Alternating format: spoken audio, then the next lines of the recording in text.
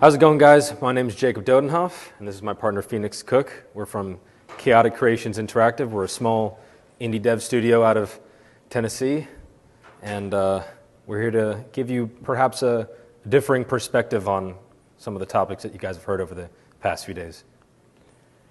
So how many, I just want to see how many people in here, you guys all game industry, financial, just, if you're game industry, can I get like a little show of hands? Okay, so we're all game industry, then we're talking pretty much directly to you guys.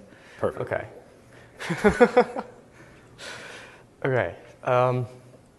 So yeah, I just want to start out by saying, like I said, mostly game industry, that's who we are, so that's our perspective. And we're just kind of going to go over generally how the metaverse pertains to the games industry and kind of a different way that we think about going. That we perceive it? Yep. I'm going to go ahead and shuffle over to the overview if you want to. So mostly these are kinds of things that you guys have seen at the conference. There's some that are on here.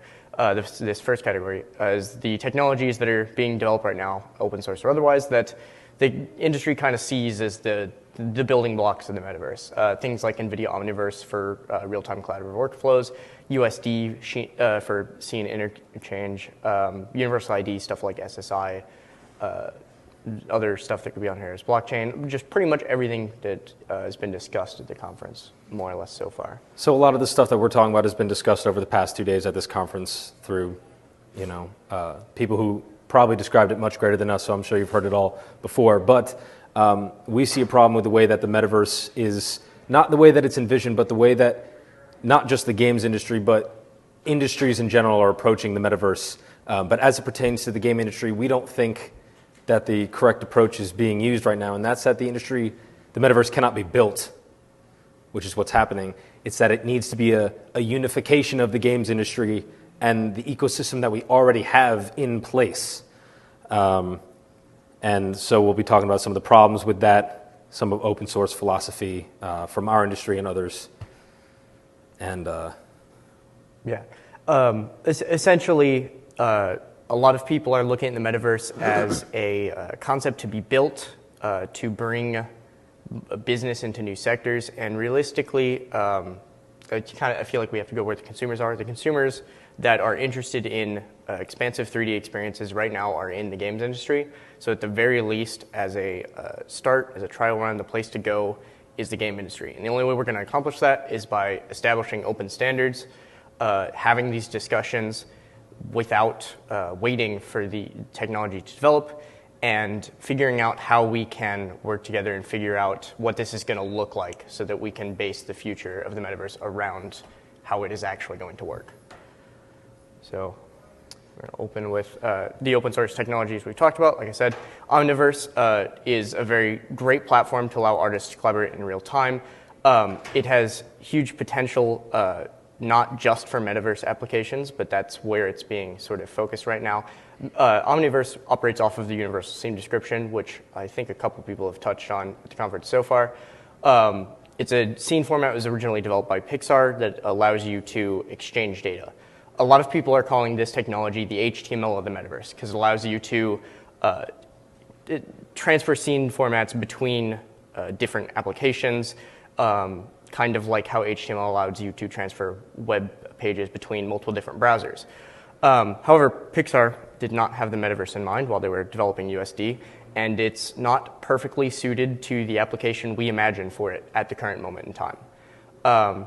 So the industry is currently trying to reshape USD into something that will fit the metaverse going forward. And then we have universal ID formats. We've talked about, plenty of people have talked about these at the conference so far. Right now, we operate on a system of platform-controlled identity, where in general our identity is controlled by whatever platform the user is on, whether that's Google or Xbox, Microsoft, PlayStation, Steam, whatever platform the user's on, that's who authenticates them. There's been plenty of identity talks that go over SSI or blockchain identity and ways to establish identity decentralized from specific platforms. With these technologies in mind, these are all great things, and they're all being actively developed by a number of people across different industries, and they hold a lot of real potential. But they're being sort of retroactively fitted to fit the vision of the metaverse that we all have, and that's what they're being used for right now. But unfortunately, we see a problem with that, and the way we see it is that at this rate, the metaverse that we all envision is going to be poised for failure. And so we want to talk about a couple things here, primary of which is our current problems with the approach to the metaverse. The biggest of which is that our industry, the gaming industry, we have little to no experience collaborating to draw from, and everybody's working to develop the metaverse independently on their own. And we know this because Epic Games wants to develop the metaverse. Ubisoft wants to develop the metaverse. Microsoft, Sony, Meta. And it's not just big gaming companies either. Everybody from the crypto space, or the NFT space, the Web3 space, everybody wants a slice of the pie. And we know this because there are multiple metaverses, none of which have seen widespread adoption, and all of them are just walled gardens. They're just self-contained ecosystems at the moment. They have little to no interoperability. There are high barriers to entry, and they usually don't retain their player count. And the problem with that, or rather the reason for that, is that they're being built from the ground up and that users have no pre-existing attachment to these platforms or these ecosystems, unlike the gaming industry. If you ask somebody who's bought a VR headset in the last 2 years who happens to have been playing Xbox for the last 20, ask them which system they'd rather hop onto. Well, all their friends are probably on Xbox or they're on PlayStation, and they might not have anybody else who they know who has a VR headset. So there's a problem where there's too much attention being placed building the metaverse from the ground up as, like I said, these walled gardens, these singular entities. And unfortunately, the way it seems, if you keep up to date with the news, which I'm sure you all do, they're not doing well. And we could blame that on the NFT space dying or recession, whatever you want to choose. But they're not retaining their player base. People are flocking to what they know already, which are existing ecosystems in the gaming industry. But we have a perspective on a couple of steps that we can take today to begin to create the metaverse out of the ecosystem that we already have without having to rebuild it from the ground up. So in the gaming industry in the past, we've had sort of a different approach to open source softwares compared to most other industries. Open source technologies have been prevalent in the games industry as long as it's been around, as with every software industry. However, the games industry has kind of never decided to pick up a open source project and develop it together. More often than not, we see open source projects have their source code pooled and incorporated into proprietary releases. An example of this in the past is the old id Software id Tech engines, all of which are now open source. Some of the earliest, most foundational 3D engines out there. The Quake 3 Arena engine is the largest one that springs to mind. It competed with Unreal Engine in the early days. It was licensed for tons of Star Trek games, Star Wars games. But despite the fact that this engine was so widely used, when it was open sourced and when the successor to it was open source, the industry didn't build upon it. They didn't seize on it. They didn't use it to interoperate. Instead, it kind of just got picked apart for whatever code happened to be useful for whatever individual company. And if we're not careful, we can see this continue to happen with open source technologies in the future. The id Tech 3 engine actually forms the backbone of several major proprietary game engines that are still used today, like the Infinity Ward engine, which is completely closed off. So open source philosophy and open standards have been used throughout history. A great example of which is the Automotive Manufacturers Association, which was formed in 1911, and they instituted a cross-licensing agreement among all the members of the association. Anytime somebody would form a patent, it would be shared among the members of the association without expectation for monetary gain, and there were no lawsuits. And by the time World War II rolled around, there were just over 600 patents shared between all the members of the association, which also helped them segue into being able to, as a group, transition into developing defense technology. But the point of that is that these different companies decided to put aside their differences and work together in order to develop technology more effectively together, which increased the effectiveness of the automobile and increased their value as a company. We also have the USB Implementers Forum. USB, of course, is the standard connector for all computer hardware, basically. And it enriches every single device that's released with support for it. Any device that supports USB, whether it's a mouse or a laptop, is more valuable because of the compatibility with every other device with USB. It's just a universal value enhancer. So I'm sure everyone here is familiar with open source. We're at Open 3D conference. Everyone understands the benefits. So how do we take the benefits of open source and open standards and open interoperability and put them into effect today, as soon as we can, without waiting for the industry or without waiting for the technology to catch up, so to speak? How do we start? How do we have the conversations that turn our ecosystem into something where everyone's value is enhanced by support of a standard? Right now, we have our current online profiles. Our current online profiles, I'm sure we're all familiar. I don't doubt that most of you play on some form of gaming console, whether that's PC, Xbox, PlayStation. So we're all familiar. Most current online profiles have three main parts to them: the name, the avatar, your profile picture, and your achievements. And nowadays, most gaming platforms have some degree of social functionality built into them as well, with the ability to post messages to your friends' profiles, to see what games you're currently playing or which ones you just played, or which games you own. We believe that all of these current existing aspects about your current online profile can be upgraded even further. So upgrading these aspects of a character's or a player's online identity doesn't require a lot of the technology that everyone is sort of waiting on right now. It can be done with technology that we've had in the industry for years, even decades. Case in point being the 7th console generation had both the Nintendo Wii and the Xbox 360. I'm sure everyone remembers these weird online avatars that were supposed to replace our identity, and it's not all that dissimilar from the concept of having a coherent player identity in the metaverse now that's come apart. It's not new. These systems were based on simple choice-based characters. You would choose a facial shape, eyes. This is easier to both develop and to implement rather than kind of where we're angling today, which is complex character creators with sliders and morphs that we expect to interchange between systems using mesh data. We expect to export the character and their rig and actually bring them across different games, which has so many development implications and complications that we're waiting on the technology for that. But in these systems, they worked exactly that way. You would use the exact character model when you played Wii Sports. It'd look exactly like it did when you created it in the Mii Creator. However, Nintendo actually used the Mii technology in an interesting way for Breath of the Wild, where NPCs in Breath of the Wild are constructed of the exact same data format of the Mii. It's the same simple choices ported across the Breath of the Wild and reinterpreted in a new way using unique assets from Breath of the Wild, and it fits the game's aesthetic. Gives the developer creative control over the way the character looks on their platform, but the player's identity is more or less preserved from their original creation.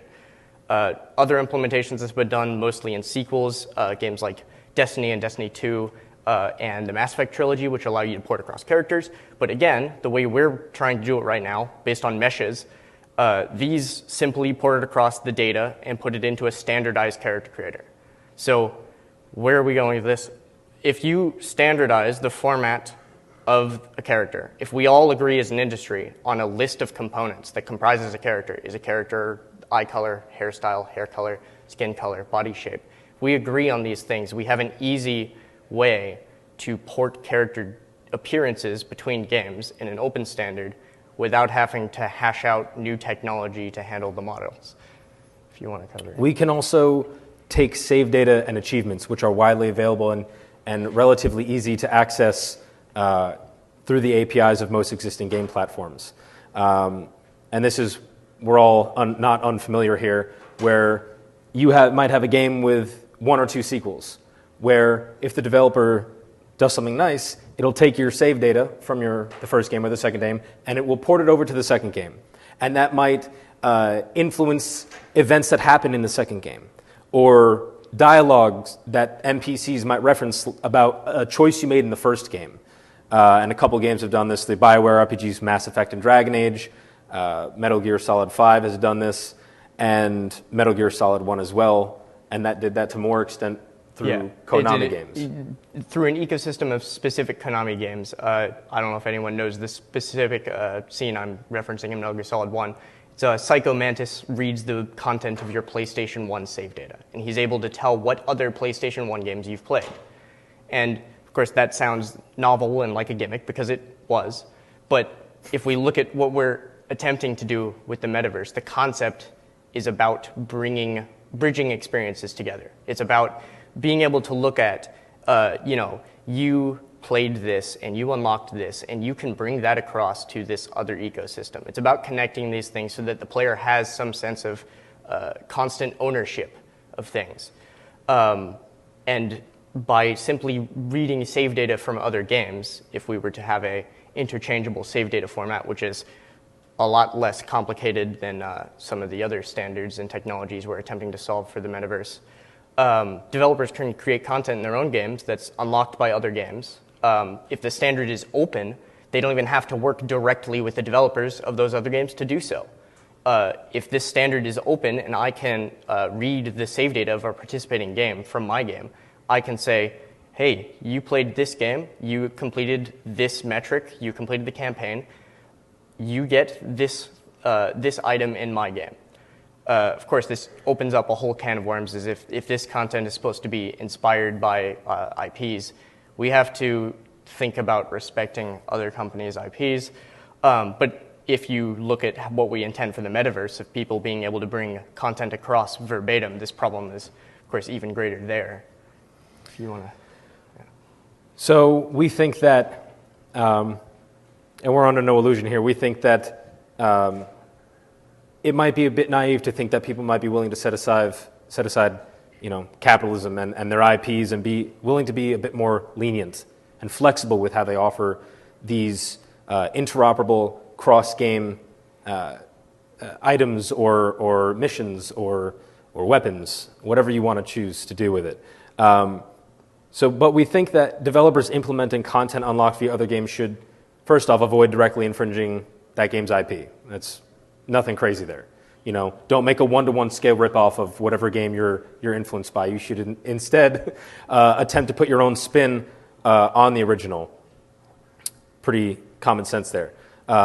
Unless you have an agreement with that IP holder. And this has been done in the past multiple times, chiefest of which I'm sure we all know is Fortnite.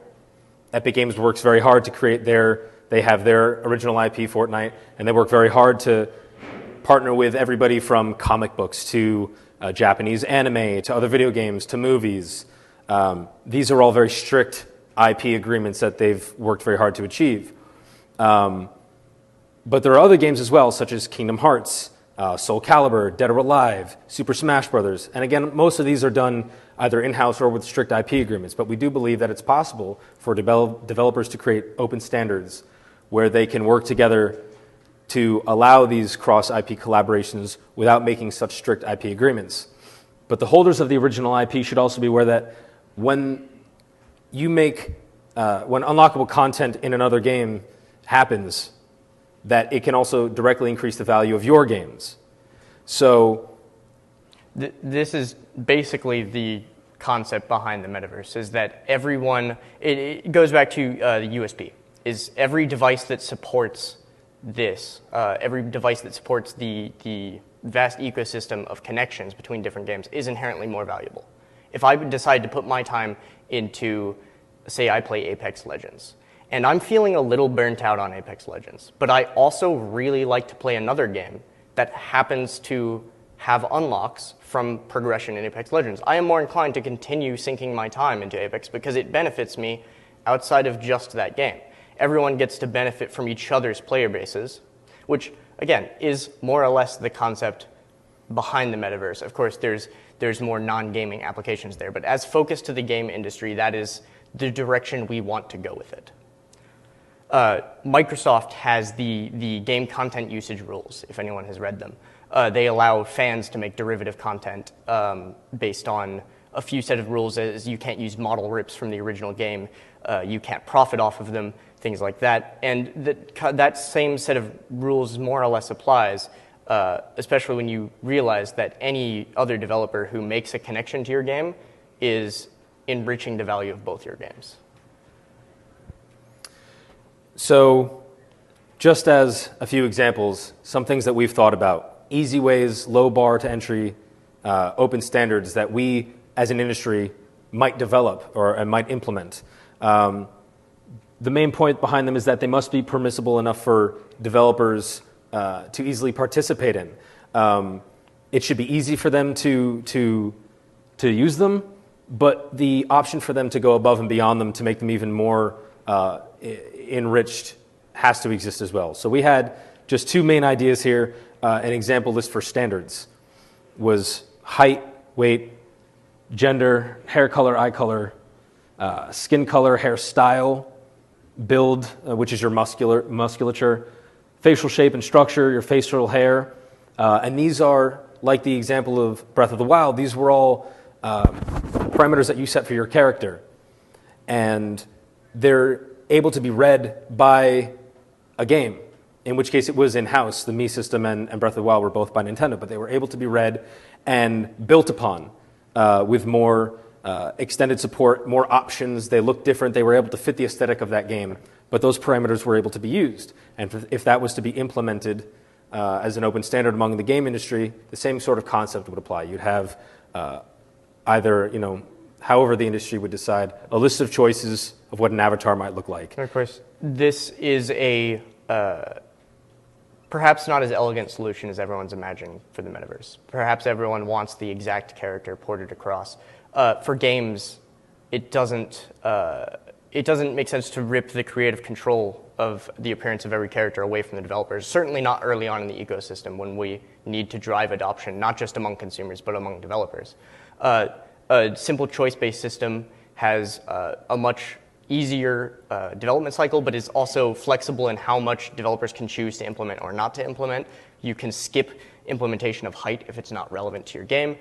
You can implement more or less options and simply find the nearest alternative. And you have freedom over the way you implement the standard in your game because of its openness and because of its versatility, which is the opposite of the case if we try and all share the exact same character data. Of course, the rigs and animation complexities of doing that is a huge bar to entry for most games, especially when most games aren't intending to bridge this metaverse. Like, we need to be able to connect the games we have now and not reinvent the way that we are developing them, again, to drive the early days and the early adoption of the metaverse.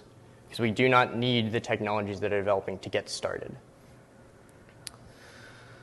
So in closing, our general idea is that the metaverse, it can't be built, it needs to be evolved into, because there are things that technologies and ideas that have existed for years at this point, and we already have a rich ecosystem of people who are invested and they're willing to stick around for new advancements, as they have been, and they've shown they have been for the past decade or more. Once we as an industry can finally agree on open standards for this, our games and our ecosystem will start to be more interoperable, and all the features and accessibility that people want in the metaverse will start to form organically. We can use the knowledge we gain from how users use these new connections to develop the new standards of the metaverse as it develops and goes forward, and inform the way that the technology develops for more complicated implementations like the shared character data and things like that. That it allows us to not be flying blind like we are now. Because right now we are all trying to develop technology that will solve a problem we don't understand yet, because we haven't had this experience with an ecosystem that interoperates with other companies, much less other industries. If we can take a baby step, just one, because we've all sat through presentations and we've all heard talk even outside of this conference about what the metaverse looks like. How do we get there? What are the problems that it faces? But we're talking in future terms, when we could be looking right now as an example, at the games industry as an example, and start making just baby steps. Give ourselves a few examples. How did it look when we worked together this time? We decided as an industry to do this. Just small little thing.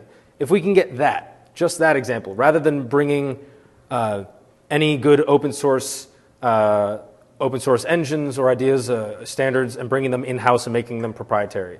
If we can just take a step and be willing to work together for once in this industry, then we might find that this is a bit easier than we thought, and we can start taking faster and faster steps, and we'll reach this point where people will look at what we're developing as an industry and say, like, wow, this is great. Like, I actually feel like this isn't a walled garden. Like, there's a seamless transition between this game and this social space that already exists. Once we get there, we'll have a better idea of, well, what kind of problems did we face previously? What could we have done better? If we can do that in this ecosystem that already exists, then we'll be much better positioned to answer a lot of the questions that we need to answer in order to create the metaverse. We have a few minutes, so if I'd like to open up to questions, suggestions, arguments, disagreements, whatever. The whole point is discussing this as an industry and figuring out where to go. So that is now your part. Argue with us. Yeah, so I have one question, and it's related to has thought been given to like the privacy concerns of once you start to enter in this avatar data that's shared across multiple applications, who owns that? Like, is it the users themselves? Do they own that data? And how would companies make sure that this data is protected so that it doesn't leak while another company themselves may try to leverage that particular shared data? Right. So essentially, that's a question that's been asked about the metaverse in general, and it's useful to say, okay, so in the immediate term, that is an important question. We have to solve that first. So at the conference already, we have tons of solutions for that. People have pushed for blockchain identity, pushed for SSI, self-held credentials, online wallets. All of these solutions could be leveraged in the short term in more basic terms to secure identity. For example, like SSI could be used where the player holds their own save data, encrypted with public-private keys, stuff like that, hold their own avatar data, and then they can authorize individual applications to load that data ad hoc.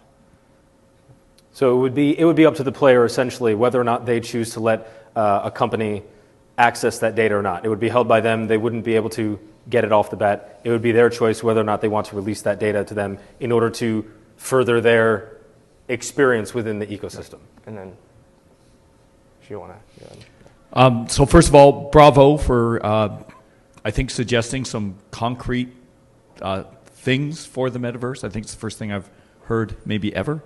So it's great. I think though, the challenges are going to be cooperation without profit.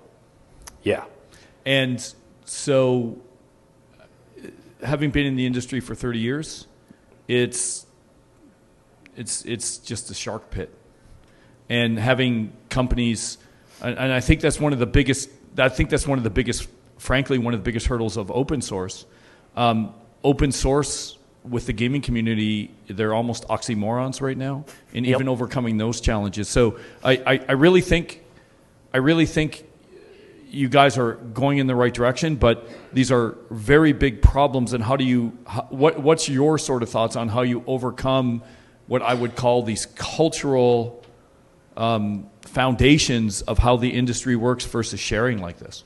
Well, I would say that first, this is the step. This is the step that has to be taken if, as an industry, we want to go towards a metaverse, which, given that we're all sitting here, seems like it's kind of more or less a given. Like we said with the IP stuff, is there sort of has to be an understanding going in initially that, again, going back to the USB analogy, is that having connections between the games enriches the ecosystem for everyone and gives gamers more reasons to play each game and more value. By implementing something in my game that cooperates with something in your game, not only am I possibly driving some of my users to your game, but you may be driving some of your users to my game. And that's just a one-way step. Like we said, it's a one-party opt-in. You don't have to do anything. But if I decide to collaborate with your game, then we both immediately see a tangible, but not, of course, directly financial. So like we see a tangible uptick in player count for both games, possibly. But that's the step. That's what everyone has to acknowledge. But also I think we're just about out of time, so I just want to say that we've decided that if nobody else is willing to take this step, then, we'll start working with other indie developers and try to make this a reality. And ideally, the best outcome is that there'll be enough of us where the industry itself can't avoid it anymore, and either they get on board or they fall behind because we've created something more valuable than what they're providing. But somebody has to take the first steps. That's right. So thank you guys for coming. Appreciate your time, and go have some drinks now, I guess. Yeah, we'll be there.